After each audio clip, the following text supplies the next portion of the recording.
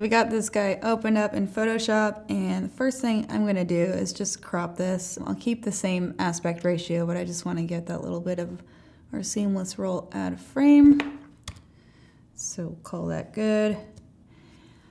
Cleanup wise, I don't think this image needs a whole lot. Just zooming a little bit on the detail, the clothes look pretty good.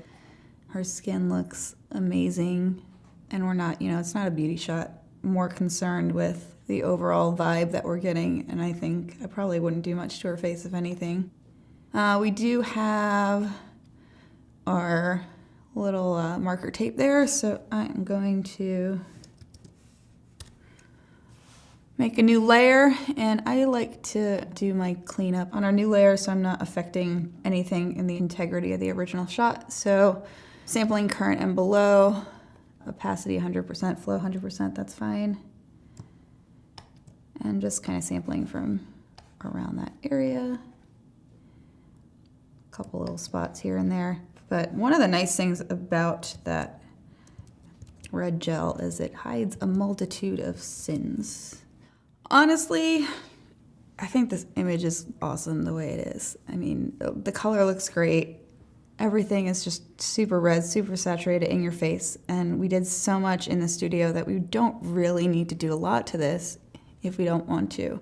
But let's just kind of play around with a couple things. One of the things I'm noticing first off the bat is our jacket it's a slightly different tone than the rest of our outfit. I think it's a little bit more magenta, slightly less saturated. So let's go with a hue saturation layer first, and I'm not gonna mask this all out meticulously because I just wanna give you guys an idea.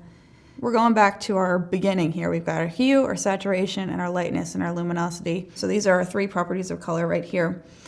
And if we play around with our hue this way, we're changing the hue of everything here because we're all on this one saturated red color.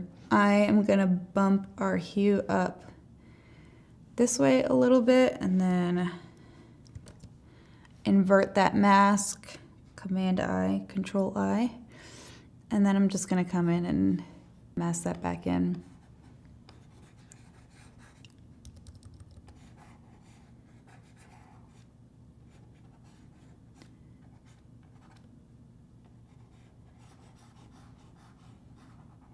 All right, so it's looking a bit orange. I'm gonna back off that a little bit. That looks pretty good. We can go crazy and bump up that saturation, but I think it's probably good. So, I mean, it's gonna be a pretty subtle transformation here, but you can see how it's really just kind of tying everything together. If we had started with our original image before we put the gel, this is kind of the process that you would go through to match everything and make it really cohesive, which is going to take some time. And if you're dealing with some really different color differences, you're going to have to be a lot more specific with your masking. And here I can just kind of do a loose pass here and it'll just kind of blend in really nicely and really seamlessly. So again, we've shifted our hue a little bit towards the yellow side. We're getting rid of a little bit of that blue tinge to that jacket, upping the saturation just a little bit so it's matching everything else. And that is about it for that. The other thing too I'm noticing as I'm looking is this section right here. I might come in, do another hue saturation layer, maybe bring that in here a little bit again, and I might actually bring down the lightness just because it's feeling a little bit brighter than everything else. And again, I'll invert that and I'll brush that back in loosely here. I'm just making some really subtle changes here, and I just want to toggle these. I'll group these, and if you're a good Photoshop guru, you'll call it color match. And again, you're gonna see it's pretty subtle, but it just kind of brings everything to the same intensity of saturation and the same luminosity values. And so everything on her is just really like in your face, popping off of that screen. Remember we talked a little bit about that simultaneous contrast, and I think we're getting a little bit of that here. This is neutral, but it has this kind of greenish tinge to it. I think what we can do if we wanted to was play around with that smoke and maybe try to make it a little bit on the redder side. So let's see how we can do that.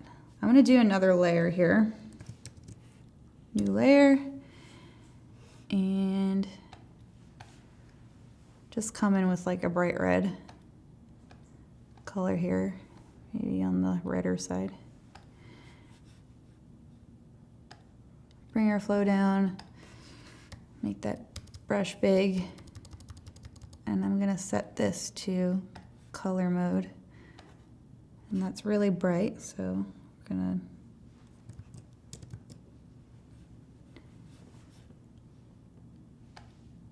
go down the flow.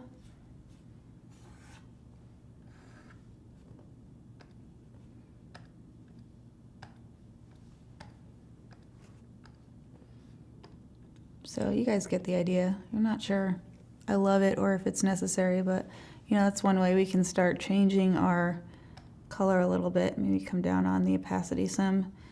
So we've got this little pink corner instead of this kind of gray, dullish color up there. So something like that. Cool, so these are just kind of the micro adjustments here. We did a little bit of cleanup, we did a little bit of color matching, but really we haven't affected the overall tone of the image so far. And in reality, we don't really need to do a lot.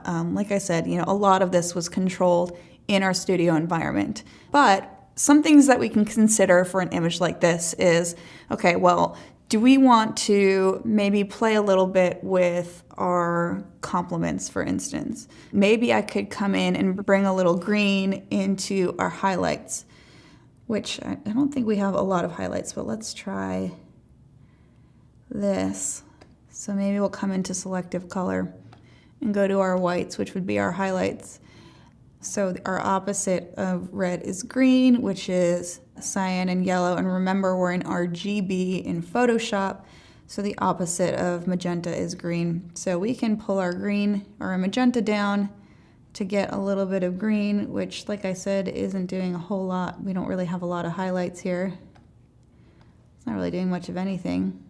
So maybe we'll just go into neutrals and do the same thing and then just kind of mask it out on her face. So if actually that looks pretty good.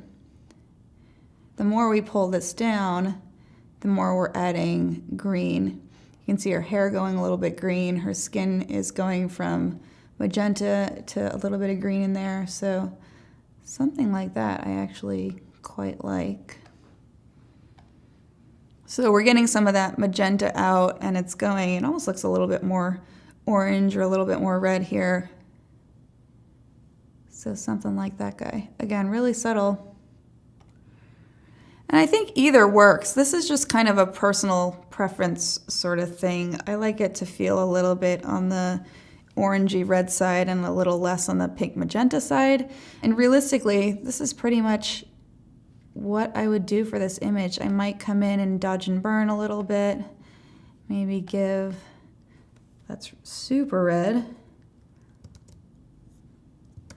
Invert that. Where's my brush here? Might just come in and give like a subtle pop on the highlights of the jacket to really bring that out. Maybe really just show these folds in here. Kind of bring the side of her face into a little bit more light. This is really just kind of carving out details and really making everything feeling three-dimensional and having that kind of pop off the page quality, which I kind of like. It's a little bit much down there. So just making it pop a little bit. I think that adds some nice dimensionality to it.